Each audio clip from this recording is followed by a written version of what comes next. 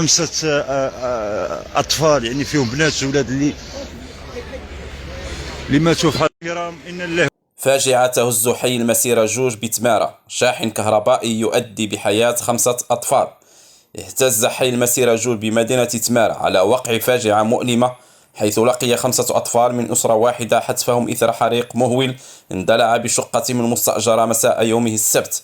شب الحريق في الشقة الواقعة بالقرب من الملحقة الإدارية السابعة بالحي المذكور، ويعتقد أن سببه الرئيسي هو انفجار شاحن كهربائي كان موصولا بالكهرباء.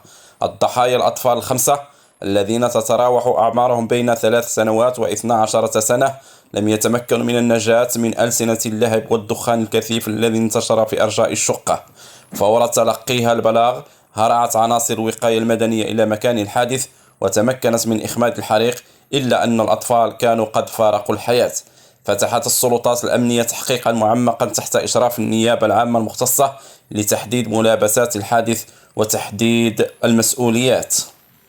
رحم الله هؤلاء الأطفال ال5 ورزق أهلهم وذويهم الصبر والسلوان، وما علينا إلا أن نقول ما قدر الله وما شاء فعل.